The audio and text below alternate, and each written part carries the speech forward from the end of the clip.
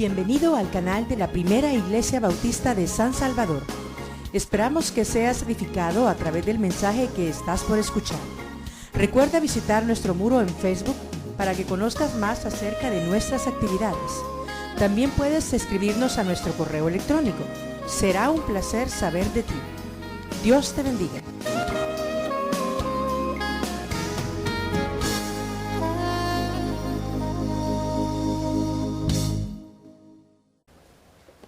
La lectura bíblica de esta mañana se encuentra en Mateo 6, versículos del 5 al 15. Y cuando ores, no seas como los hipócritas, porque ellos aman el orar en pie en las sinagogas y en las esquinas de las calles para ser vistos de los hombres. De cierto os digo que ya tienen su recompensa. Mas tú, cuando ores, entra en tu aposento y cerrada la puerta, ora a tu Padre que está en secreto, y tu Padre que ve en lo secreto te recompensará en público. Y orando, no uséis vanas repeticiones como los gentiles, que piensan que por su palabrería serán oídos. No os hagáis pues semejantes a ellos, porque vuestro Padre sabe de qué cosas tenéis necesidad antes que vosotros le pidáis. Vosotros pues oráis así: Padre nuestro que estás en los cielos, santificado sea tu nombre. Venga tu reino, hágase tu voluntad, como en el cielo, así también en la tierra. El pan nuestro de cada día, dánoslo hoy. Y perdónanos nuestras deudas, como también nosotros perdonamos a nuestros deudores. Y no nos metas en tentación, mas líbranos del mal, porque tuyo es el reino, y el poder, y la gloria, por todos los siglos. Amén. Porque si perdonáis a los hombres sus ofensas, os perdonará también a vosotros vuestro Padre Celestial. Mas si no perdonáis a los hombres sus ofensas, tampoco vuestro Padre os perdonará vuestras ofensas. Hermanos, hermanas, en esta sección del Sermón del Monte, nuestro Señor y Salvador Jesucristo nos está ofreciendo 3 ejemplos específicos sobre la forma de nuestra práctica religiosa externa. Y nos ha enseñado que debe ser diferente y todavía superior a la de los fariseos. Con esa introducción es que Él desarrolló todo el Sermón del Monte o Sermón de la Montaña. La justicia de ustedes, mis seguidores, debe ser superior a la de los fariseos. Los fariseos eran un grupo religioso de la época de nuestro Señor Jesucristo. No era la única, también había escribas, los que se dedicaban a escribir en los papiros, que una presión muy fuerte rompía el papiro y se dañaba. Y a fuerza de hacer tantas copias habían memorizado la ley de Moisés con sus comas, tildes, 2 puntos y todo lo demás. Y no solo copiaban, sino interpretaban. Pero había otras personas que no escribían, pero interpretaban la ley de Moisés. Estaban también los saduceos, seguidores del sumo sacerdote Sadoc del Antiguo Testamento. Estaban los herodianos, que eran seguidores del rey Herodes. Y estaban los apocalípticos, que esperaban las manifestaciones de Dios con rayos, con truenos, con terremotos, con movimientos planetarios y otras cosas.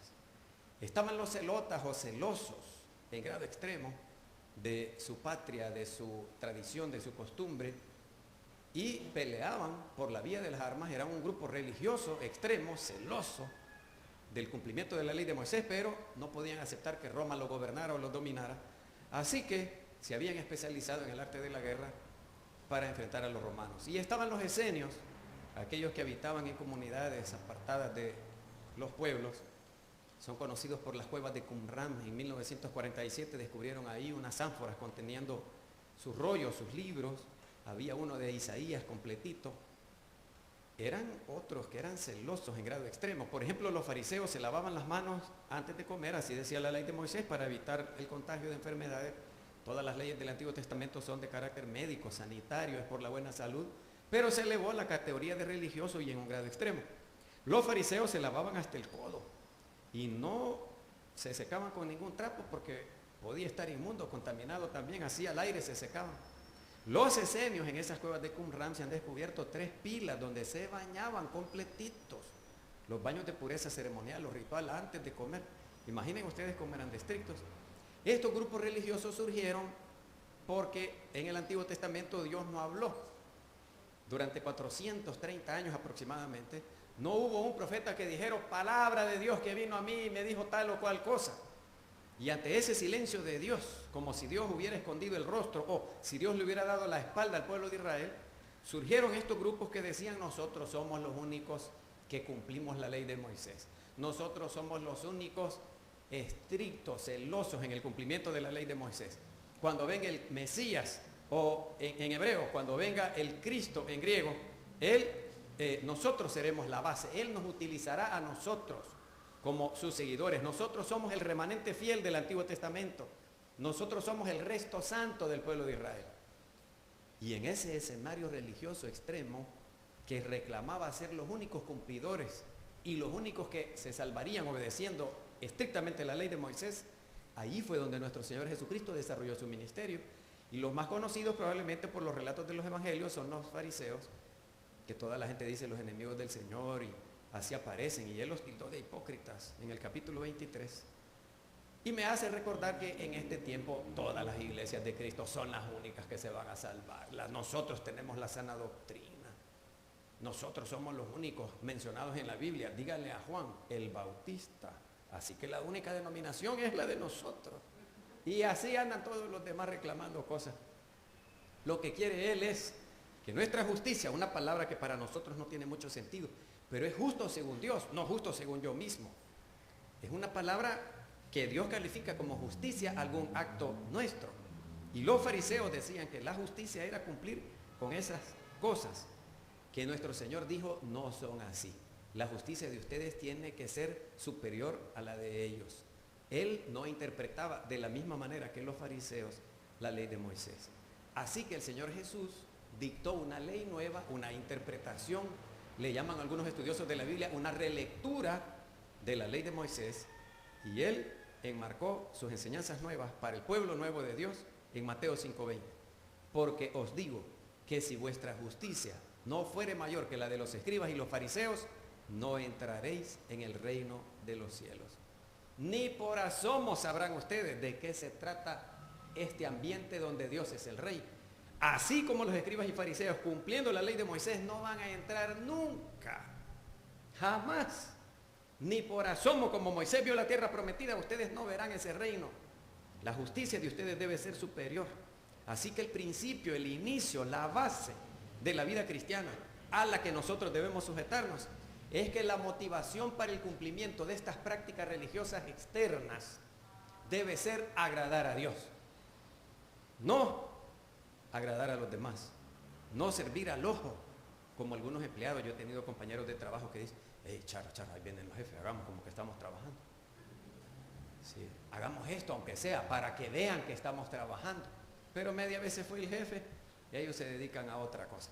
Y cuando la gente hace actos religiosos externos para agradar a los demás, para ser bien visto o que tengan buenos comentarios de uno, como yo conocí a un señor que oraba 8 horas diarias y tenía callos en las rodillas, y el pastor lo ocupaba de ejemplo. Esa vez que asistí yo, le levantó la rodilla, el pantalón hasta la rodilla, y mírenle los callos, y yo bien avergonzado, que apenas antes de comer oraba yo.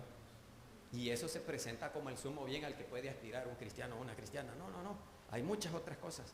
La oración, la limosna, la ayuda a los pobres y el ayuno, del que vamos a hablar después. Estas 3 prácticas religiosas, decían los fariseos, demuestran que nosotros somos justos según Dios, hemos cumplido la justicia de Dios. Pero el Señor Jesús dijo: no lo hagan por atraer la mirada de los demás o por impresionarlos gratamente, o peor todavía, obtener alabanzas de ellos. Eso es una motivación errada la que tienen los fariseos. Ustedes, estos 3 actos religiosos externos, practíquenlos para agradar a Dios. Y el Padre Nuestro lo destacó entre el ayuno y la limosna, pero del ayuno vamos a hablar más adelantito, enseñándonos que no es una obligación. Hay muchas personas que creen que si uno no repite el Padre Nuestro, no ha orado. ¿Lo tiene que hacer antes o lo tiene que hacer después? No es obligatorio. No es una orden, un imperativo que el Señor Jesús mencionó, repetir el Padre Nuestro. Es un modelo, es un ejemplo. Era la forma en que Él oraba. Según Lucas, los discípulos le dijeron: Juan les enseñó una oración, y todos saben que al hacer esa oración son seguidores de Juan. Enséñanos tú. Y el Señor Jesús les enseñó el Padre Nuestro. La versión de Mateo es más larga, la que ocupa la iglesia cristiana, con añadiduras de la liturgia, de la adoración pública, como estamos aquí ahora. Pero no son una obligación, es un modelo, es un ejemplo de una oración verdadera. Ahora, nosotros vemos el pasaje. Esa palabrería de Mateo 6:7, la palabra griega es hablar palabras sin sentido. No sé si ustedes vieron alguna película de Cantinflas, ahí me perdonan que yo los haga pecar aquí desde el púlpito, porque yo sé que ustedes solo ven los 10 mandamientos, el manto sagrado, y ya no pasan de ahí, eso es lo único que ven. Y yo hablándoles de Cantinflas, ese Cantinflas, si ustedes se fijan en alguna escena, qué tremendas películas, un crítico impresionante ese Cantinflas, el doctorcito, el barrendero, el policía municipal, vaya, todas las películas de Cantinflas, la gente le encantaban porque eran una crítica, él decía lo que uno no puede decir. Yo quiero ser diputado, qué calidad de película. La cosa es que Cantinflas, cuando le preguntaban, hey, tú eres el que estaba ahí, ¿cómo? No, no hay que ser, ¿cómo te crees? No, pues chato, órale, mira, un montón de palabras, pero no dice nada. Fíjense bien. Y algunos oradores dicen que cantinfleamos un poco, como que somos estudiantes exponiendo un tema que no nos habíamos preparado bien y cantinfleamos. Hasta aparece el verbo ya en la Real Academia de la Lengua Española, ya lo autorizó, cantinflear. Entonces el Señor no quiere que nosotros hagamos un cantinfleo de nuestra oración. Esa es una forma incorrecta. Así que palabras sin sentido o jerigonza no es lo que quiere el Señor, no es la repetición.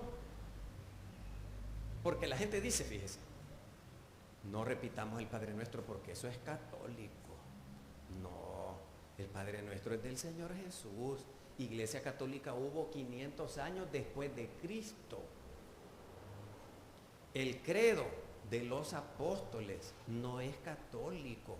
Creo en Dios Padre y todo aquello que ustedes se aprendieron de memoria. Eso no es católico. La Iglesia católica existió 500 años después de Cristo.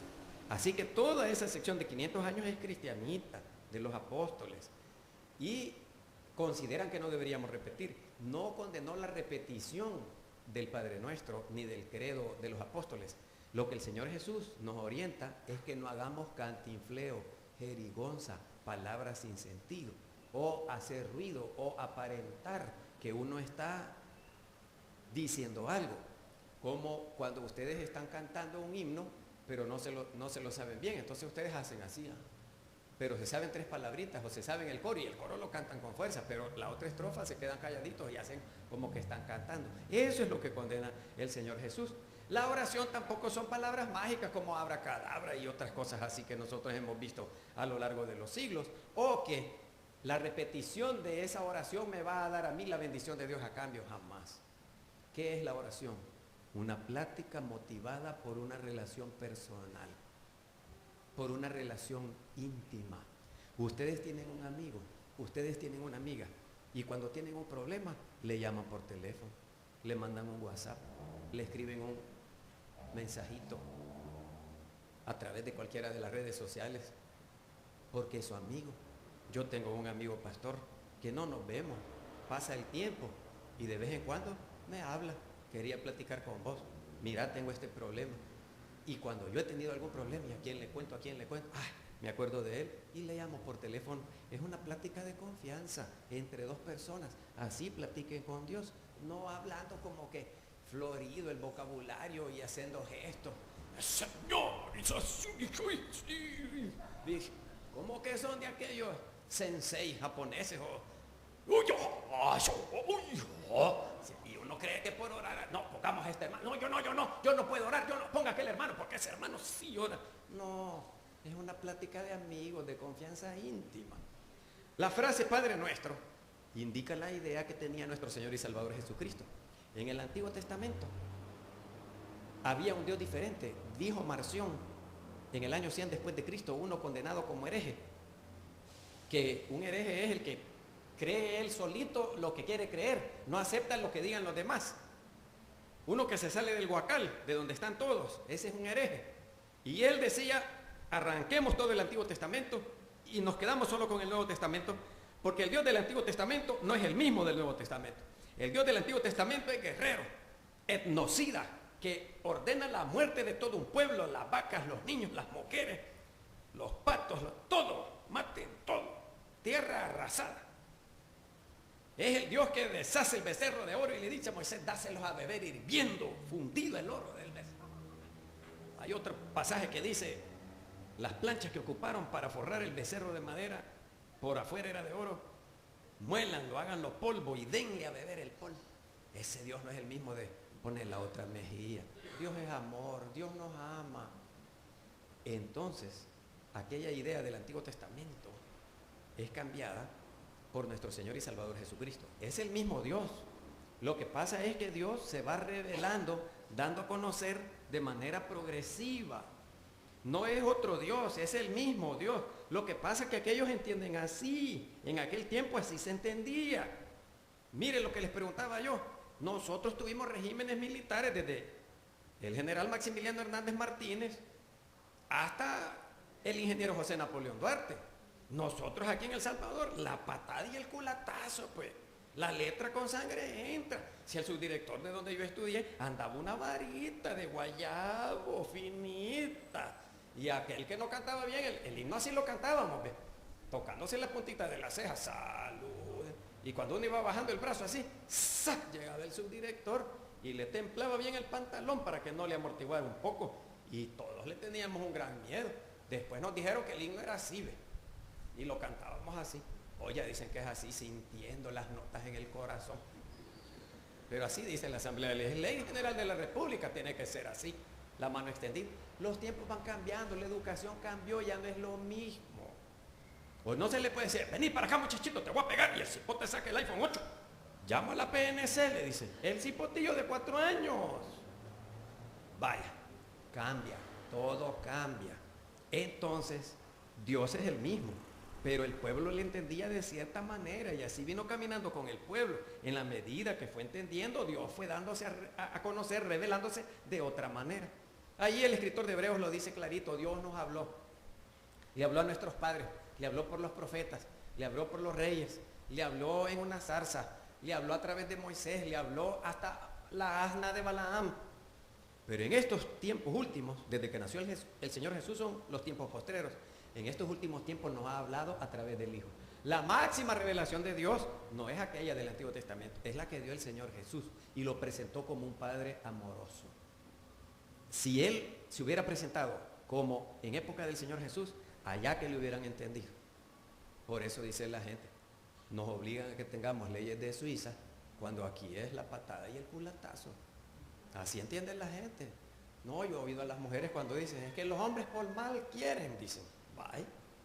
Entonces, a ver cuándo le revele el Señor que es con amor, con cariñito, mire, que el hombre coma de su mano. Como la peche de Aniceto, cuando lo llamaba, no le decía, hey Aniceto, hey gordo, hey. No le decía, ¿le sirvo ya? Gurrión, le decía la peche. Le voy a mandar a que le dé un curso intensivo, todavía está viva la señora. Así que Dios es un padre, no como el padre de familia, mejor todavía que nuestro propio padre. Es amoroso, es cariñoso, es bondadoso. Y hay un señor de nombre, ya no me acuerdo, uno de los estudiosos de la Biblia, Gunther Borkham, creo que es, o alguno de esos, que dice que el hecho que nuestro Señor Jesucristo haya presentado a Dios el Padre como Padre es la máxima revelación de todo el Nuevo Testamento. El Señor Jesús dijo que se llamaba Padre de nosotros, mejor que el papá de nosotros que nos ha fallado en muchas cosas. Y cuando decimos nuestro, significa que no es monopolio, no es propiedad privada de nadie. La gente cree equivocadamente que puede contener el poder de Dios en las 4 paredes de su templo o de su denominación religiosa. Pues no, Señor. Él se manifiesta donde quiera, como quiere y con quien quiere y de la forma que quiera. Por eso es soberano. Uno cree que tiene cerradito a Dios y fuera de nosotros no hay salvación. ¡Mentira! Es nuestro. El Padre es nuestro. Es de todos. Y la gente dice, mi Dios, dice. Mi Dios, pues sí, será su Dios, pero no el Dios de la Biblia. Será su Dios, pero no el Padre del Señor Jesucristo. El apóstol Pablo distinguía el Dios y Padre de nuestro Señor Jesucristo. De ese Dios les estoy hablando, porque hay alguien que se hace un Dios a su imagen y semejanza. Él cree que Dios es como Él es, o como ella es, o como su doctrina o enseñanza de la iglesia lo revela o lo da a conocer. No, hermanos, no, hermanos. Es un Padre que es para todos. Que estás en los cielos. Al ver la cosmogonía o la idea de mundo que tenían en el Antiguo Testamento, los judíos creían que había 3 cielos. Por supuesto, no había ninguna nave interplanetaria, ningún avión que circundara el planeta Tierra. Ellos creían en 3 cielos. El primer cielo era para las aves. Allá está escrito en Deuteronomio 10:14, Nehemías 9:6, en Job 22:14, Salmo 11:4 y Mateo 3:16. Creían que había 3 cielos. El primer cielo para las aves, pues sí, el águila es la que vuela más alto. 3.000 metros, 3.500 metros. En el segundo cielo, así como una bóveda, las estrellas, firmes, amarraditas como estos ventiladores, ¿ve? Por eso se le llama firmamento. Ellos nada sabían del movimiento de rotación y traslación de la Tierra. No había telescopios. Galileo Galilei no había nacido todavía. Y en el tercer cielo estaba Dios. El apóstol Pablo también creía lo mismo. En 2 de Corintios capítulo 12, versículo 2, dice que tuvo una experiencia, no sé si en este cuerpo o en otro, pero fui arrebatado hasta el tercer cielo, dice el apóstol Pablo. Es decir, llegué hasta la presencia de Dios. Entonces por eso se creía que Dios estaba en el tercer cielo. Pero nosotros ya sabemos que el universo entero no puede contener a Dios. Él está presente en todas partes. El apóstol Pablo también escribió, en Él nos movemos y somos. Si este santuario fuera más grande que Dios, entonces podría contener a Dios. Pero Dios es más grande que este santuario. Más bien, Dios contiene a este santuario y al planeta y al universo entero. Por eso es que la gente dice, Dios está en todas partes. Claro, explicárselo a un niñito, ¿cómo? Dios me guarde, con Dios me libre. Santificado sea tu nombre. Es un deseo, no es una petición. No es algo que le estamos pidiendo a Dios. Es un deseo de nosotros, que su nombre sea santificado. Y es una invitación a la alabanza a Dios. Es una invitación a la honra al nombre de Dios, como en los 10 mandamientos del Antiguo Testamento. El nombre de Dios se santifica cuando lo usamos, cuando lo honramos, cuando lo respetamos. No que lo andamos ocupando para cualquier cosa, hasta para amenazas de nosotros. Ya vas a ver, con Dios te lo vas a arreglar. Ya vas a ver, sí, tratame mal, espérate. Andale, 1 de Pedro 3, las oraciones van a tener estorbo delante de esperar. Hasta para amenazar lo ocupamos nosotros a Dios. Que sea santificado con respeto, que lo alabemos, que lo honremos. El nombre es una extensión de la persona. Eso nosotros no lo entendemos así. Los hindúes, yo tuve compañeros de estudio hindúes y una vez le dije, hey, Subramanian. No. Nombre, mi papá. Suyambu. Subramanian, mi papá. Sagrado. Yo me quedé avergonzado. Él se llamaba Subramanian Suyambu. Hasta que el papá se muere, el hijo puede ser llamado con aquel nombre. En el pueblo de Israel, ahí viene Jesús. No, ahí viene el hijo de José. Hasta que el papá se muere, pueden ocupar el nombre propio del hijo. Así que Luis, Bernardo son mis 2 nombres. Bernardo, mi abuelo. Luis me tienen que llamar hasta que mi abuelo se muera, Bernardo. Es para que ustedes tengan una idea cómo el nombre de la persona es una extensión de la persona misma. Entonces el nombre de Dios no puede ser utilizado de mala manera. Eso es deshonrarlo. Ustedes entienden que, mira, de esto que has hecho, has manchado mi nombre, has manchado mi apellido. O han oído ustedes la frase, esto que has hecho no tiene nombre. Entonces el nombre es una extensión de la persona. El papá está enojado porque el hijo hizo una maldad que deshonró su nombre, quiere decir deshonró al papá. Manchaste mi apellido. Y el apellido, ¿cómo lo va a manchar? Pero es una extensión de la persona. Entonces, que el nombre de Dios sea santificado. Es familia de buen nombre. ¿Han leído ustedes esa frase escrita en el periódico? Así que el nombre de Dios se honra con el testimonio de vida. Podemos repetir el Padre Nuestro 3 veces al día. pero la conducta de nosotros está honrando o deshonrando el nombre de Dios, toda la gente dice, ve, y dice que es cristiano. Y de mí dicen los vecinos, y dice que es pastor. Y yo digo una ranchera, canto yo ahí cuando estoy alegre y me dice, ¡uy! Miren al hermano pastor, las alabanzas que está cantando, ¿verdad, hermano pastor? Cuando los hijos están enojados con uno, ¡ay! Está enojado el pastor, el hermano pastor. Y si supieran los hermanos de la iglesia lo que hace su pastor, mire, entonces uno deshonra el nombre de Dios con la práctica de vida. Ustedes han de tener amigos que se encargan de andar recordándole a uno. Bueno, y vos que no sos cristiano, ¿a cuál iglesia decís que vas, hermano? Mire, cuando llega la hermana con esa blusita, haciéndose poco de publicidad, ustedes saben, con esa faldita que, ay, miren la hermanita, ¿cómo va a venir? Ya llega el hermano porque era la fiesta navideña y despedida, se hace su paisajito y todo. Ay, miren cómo ha venido el hermano. Y esa minifaldita, hermana, mire, se lo acaban a uno. Así que el nombre de Dios se honra o se deshonra más con nuestra conducta que con estar repitiendo que sea santificado. La frase venga a tu reino, esa sí es la primerita petición. El mensaje central de nuestro Señor y Salvador Jesucristo, que venga tu reino.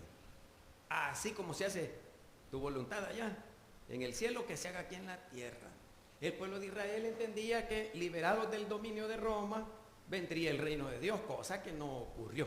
Porque el reino de Dios no es terrenal, no es político, no es militar, no es religioso. Es un estilo de vida, es una forma de ser, es una forma de pensar, de sentir y de actuar en la que uno ama. Por eso dice, donde están 2 o 3 perdonados, reconciliados por el nombre de Cristo, allí está el Señor presente. El ambiente donde Dios es el Rey se vive en la primera iglesia bautista de San Salvador. Por eso quiero pertenecer a ella, porque esa iglesia sí es calidad. Ahí Dios es el Rey. Hay que ver esas sesiones de negocios que vamos a tener el otro domingo, cómo son desarrolladas. Mire, se ve que los hermanos cómo se aman. Esos sí son renacidos. Entonces el reino de Dios es un ambiente, un estilo de vida donde todos se conducen de manera correcta según la voluntad de Dios. Hágase tu voluntad. No estamos abandonados a la suerte, hermanos. Nosotros no somos casualidad, nosotros no somos azar, chiripa decimos nosotros aquí.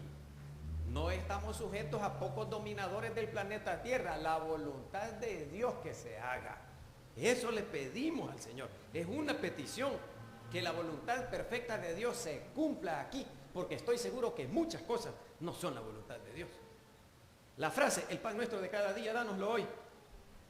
¿Quién es el que nos sustenta? ¿Quién es el que nos provee? Es Dios.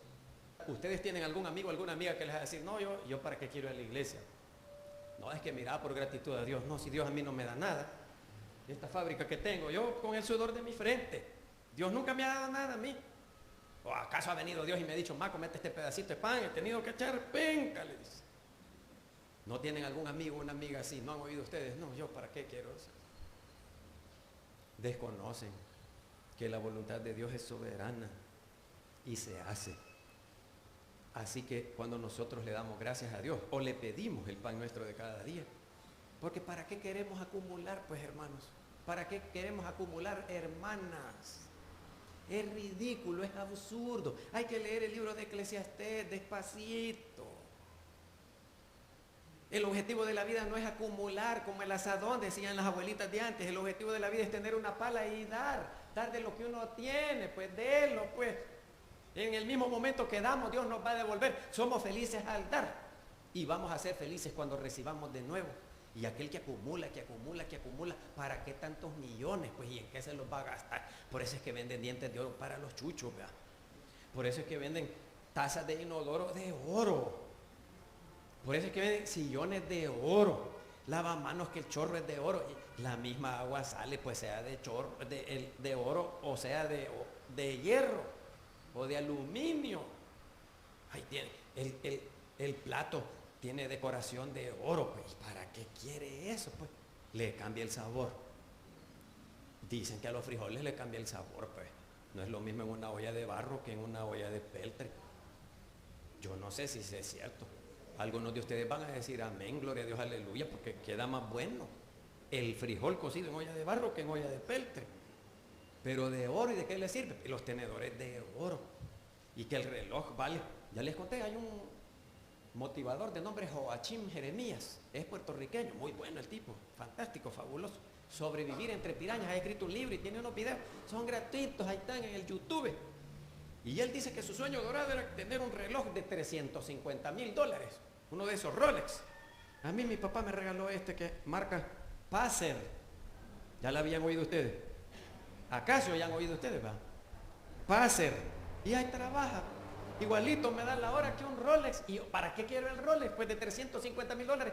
Y este mismo Joachim Jeremías cuenta que tuvo que pagar una caja fuerte en el banco para guardarlo, porque tenía miedo que se le metieran los ladrones. Y solo cuando iba a ir a dar una conferencia, iba a sacar el relojón para llegar planteando. Y el que no sabe del reloj Rolex y que va a entender, pero él anda ahí bien orgulloso, que a cada rato de la hora. Hasta caminan así cuando van así, para que les vean el relojón. Y había días que se le olvidaba ir el viernes y el banco estaba cerrado el sábado y el domingo, y el domingo tenía que dar la conferencia y ya se quedaba el reloj. Hasta que dijo, caí en la cuenta que eso es tontería. Warren Buffett, aquel ancianito, tercer hombre más rico del mundo, fue segundo en la época de Bill Gates. Hoy Carlos Slim, mexicano de papás libaneses, es el hombre más rico. Bill Gates, el segundo hombre más rico. Warren Buffett, el tercero. Y él donó $874 millones para obras de caridad. Y cuando le pregunté al periodista, ¿y por qué lo regaló? Porque ya se murió mi esposa, dijo, y a ella se lo iba a heredar todo. No, le dijo, pero se lo hubiera dejado a sus hijos. Ya los heredé, dijo, ya tienen suficiente, ¿para qué más? Pues sí, pero usted se lo hubiera gastado. Y dijo, 87 de cada $100 que tenía regaló. Y dijo, 13 de cada $100 que tengo voy a vivir por el resto de mi vida sin necesitar ni un centavo nunca jamás. Entonces, ¿para qué quiero tanto pisto? El Señor Jesús dijo, ganen amigos con esas riquezas injustas. Tal vez les sea contado por justicia en el juicio. No dijo así será, puede ser, dijo. ¿Para qué quieren tanto? Se lo van a meter a la tumba. Un narcotraficante que con la cruz de oro, $130,000, y tenía que pagar 2 guardias armados para que nadie le fuera a robar la cruz. ¿Y para qué quieren eso? Pues? Las piedras preciosas, ¿verdad? Si es una piedra, pues, es una piedra igual que las negras de la Celguate, pues el diamante, que los corte así. ¿Yo para qué quiero un diamante? El hombre debe ser amante de la mujer de su esposa, y la mujer debe ser amante de su esposo. Eso sí. Pero una piedra, ¿y para qué, pues? El Mr. T, ¿se acuerdan ustedes? Todas las cadenas de oro, pues. ¿Por qué las podía cargar? Porque era fornido, pues. ¿Y para qué quieren eso? Ay, hermanos, ay, hermanas. El objetivo de la vida no es acumular, es dar. Así que nosotros pedimos el pan nuestro de cada día. Como el maná en el desierto, que lo guardaban y se les podría, para que aprendieran. También podemos interpretar la frase, el pan nuestro de cada día, nos lo oí de otra manera, pues no solo reconociendo que Dios proveerá, que Dios es nuestro sustentador, sino que de manera global, en el mundo le pedimos que haya comida para los 32 millones de niños que se mueren de hambre todos los años, más de los muertos en la Segunda Guerra Mundial y la Primera juntas, por hambre. Y aquí en nuestro país también. No solo en África. Son datos de la Organización de las Naciones Unidas, no crean que son datos míos. O le podremos pedir a la ONU que le dé de comer a esos 32 millones de niños. O le podemos pedir a Bill Gates, o a Carlos Slim, o a Warren Buffett, y a George Lucas, el de la Guerra de la Galaxia, y a los billonarios del mundo, a los jeques petroleros aquellos, que tienen 12 carros BMW y la lata es de plata. Los carros de esos tipos. Lo mismo que lo lleva un carro Cadillac de aquí a San Marcos, lo lleva una cacharpista. Que algo asustadito, pero llegó, pues. ¿Y para qué quieren el gran carrazo ahí? Pues que el último modelo, que solo limpiando lo que... ¿Y para qué? ¿Para qué? Son enfermedades de la mente.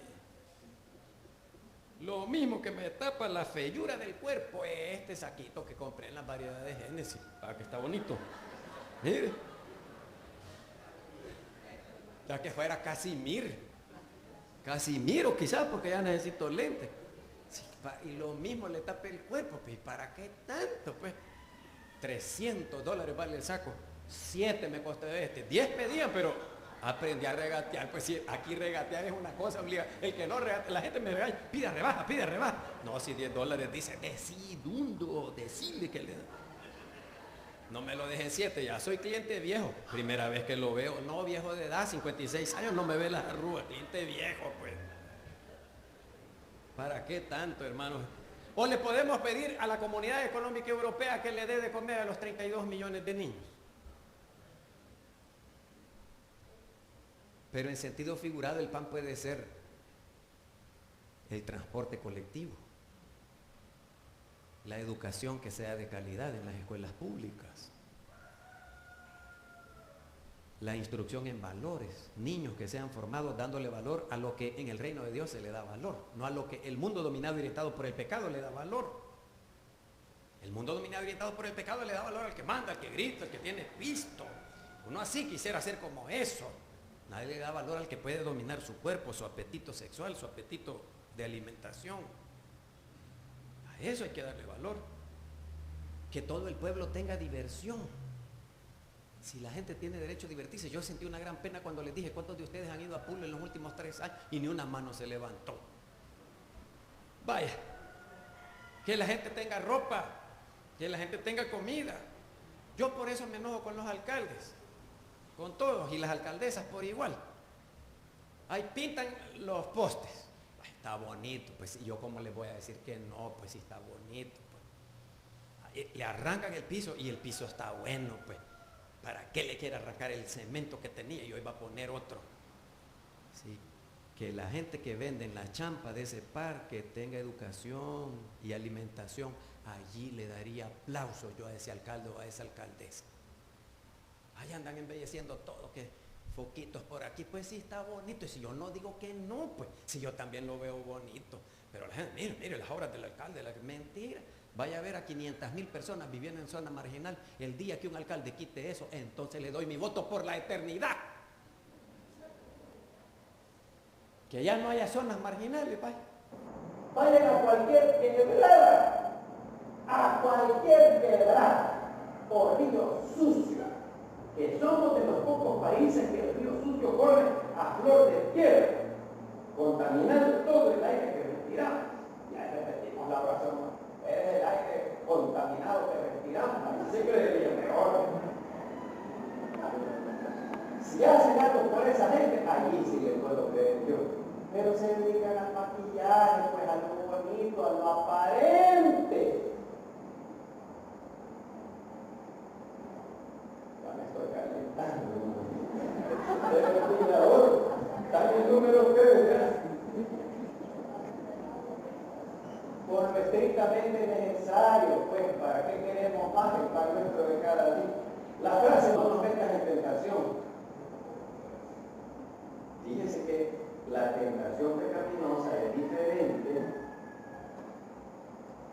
de la tentación entendida como prueba.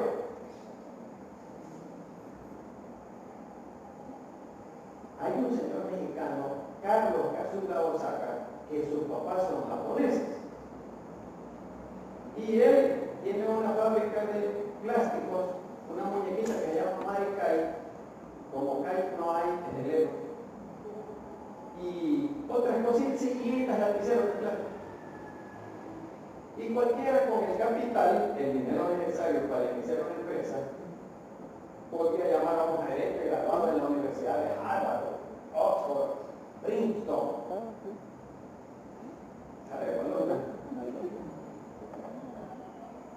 Y él dijo, no, yo no necesito titulados, yo necesito gente honrada, gente que no me robe nada.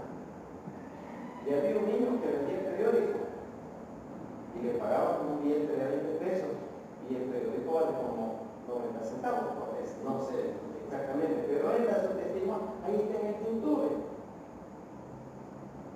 Y el cipote siempre le dio el vuelto a caballo. Era una prueba que le estaba haciendo Carlos Cazúa Osaca a ver qué tan raro era. Y como el niño siempre le dio caballito el vuelto, le digo, mira, cipote, ¿quieres hablar conmigo? Depende de mí. Hasta que grado estudiado hasta sexto grado. Mirá, le voy a tener una fábrica y le contó la historia. Y quiero que vos seas mi grado, allá fue con mucho gusto. La fábrica del señor Carlos Cazúa Osaca, que si yo fuera presidente de la República, invitaría a Warren Buffett y a Carlos Cazúa Osaca y a otro señor de apellido, de nombre Charles, no me acuerdo el apellido, que fue el inventor de las tiendas libres de impuestos en los aeropuertos. Empezó en China y hoy en todo el mundo hay tiendas libres de impuestos, es decir, que el producto no entra al país en sentido figurado, no paga los impuestos y el artículo se le va a pagar. Y se hizo archimillonario.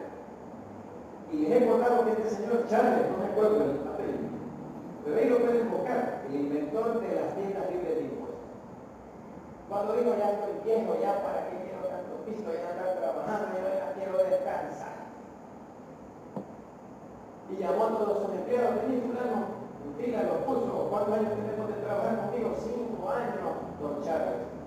5 millones de dólares. Y así el cheque ahí, $1.000.000 por año trabajado. Aquel de ustedes que tiene 20 años de trabajar en la misma empresa, $20 millones. A esos 3 invitaría yo para que le dieran un curso intensivo a todos los hijos de aquí del Salvador.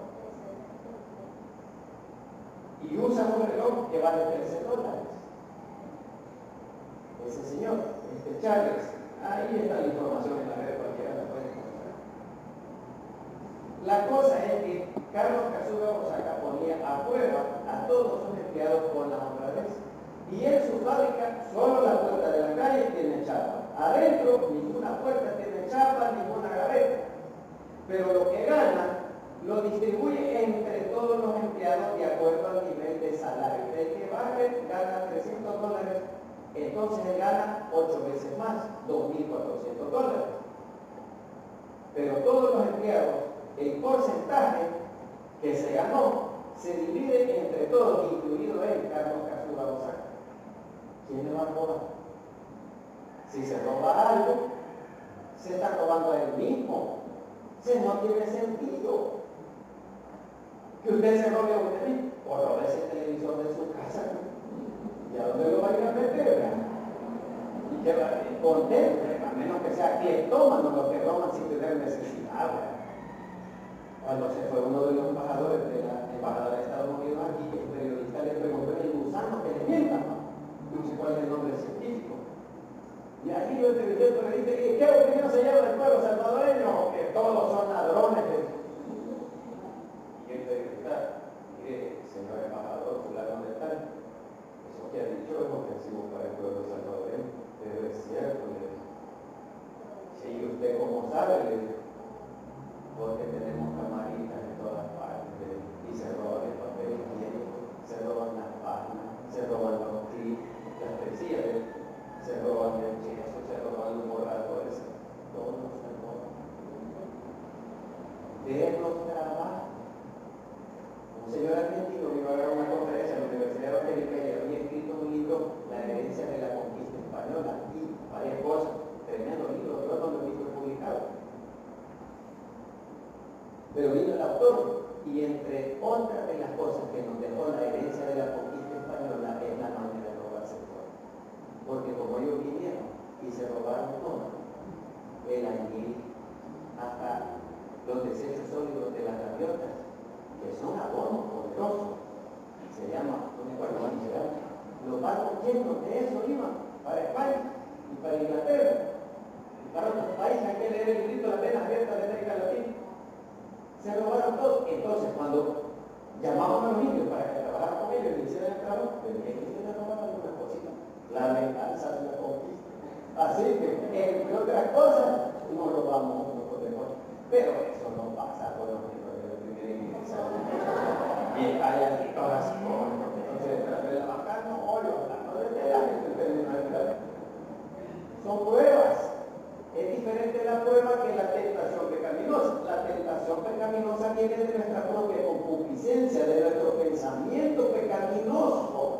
No es que Dios me ponga la muchacha y 90, 60, 90 para ver.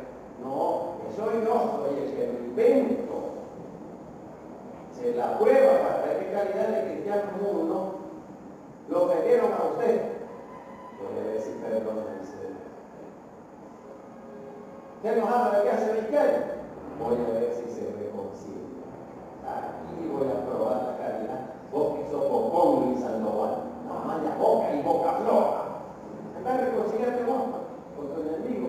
A ver si es cierto. Eso es la prueba, pero no es la tentación pecaminosa. Vale. Peirasmón es la palabra griega. Peirasmón es una prueba distinta de la tentación pecaminosa, resultado de nuestro pensamiento concupiscente o tendiendo al pecado. Y el que sale libre de esa prueba, hermanos y hermanas, como don Carlos Cazula Osaka, contra el muchacho vendedor de periódico, ahora es grande. Así que nuestra fe en Cristo es puesta a prueba y debemos serle fieles al Señor aunque nos cueste la vida. Esa es la prueba distinta de la tentación pecaminosa. Pero la palabra que tradujo la Reina Valera del 60 no nos meta en tentación, que Dios es que nos mete en esa prueba, pero no es la tentación pecaminosa. La tentación en la que caemos es en negar nuestra propia fe. Por eso el apóstol Pedro, en primera carta de Pedro, capítulo 4, de 12 al 19, ya le pido que la toquen porque ya son las 12 y a las 12 tenía que terminar. Amados, no os sorprendáis del fuego de prueba que os ha sobrevenido, como si alguna cosa extraña os aconteciese, sino gozaos,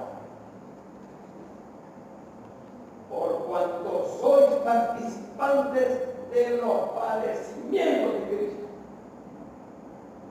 para que también en la revelación de su gloria, cuando venga su reino eterno, ustedes se gocen con gran alegría porque pasaron la prueba. Como los bachilleres la de paga, aunque sea con 5, pero la pasan. Si soy vituperado, que son movimientos, gestos, palabras ofensivas nosotros, por el nombre de Cristo, no porque son chambrosos, no, por el nombre de Cristo, sois bienaventurados, sois felices, porque el glorioso Espíritu de Dios reposa sobre vosotros. Ciertamente de parte de ellos, Él es blasfemado, pero por vosotros Dios se glorifica. Así que ninguno de vosotros parezca como homicida o ladrón o malhechor o por entremeterse en lo ajeno. Palabra de 1 Pedro, capítulo 4, versículo 15. No lo estoy diciendo yo lo entiendo esto. Pero si alguno parece como cristiano, no se avergüence, sino glorifique a Dios por él. Porque es tiempo de que el juicio comience por la casa de Dios. Y si primero comienza por nosotros, ¿cuál no será el fin de aquellos que no obedecen el Evangelio de Dios? Y si el justo con dificultad se salva, ¿en dónde aparecerá el impío y el pecador? De modo que los que padecen según la voluntad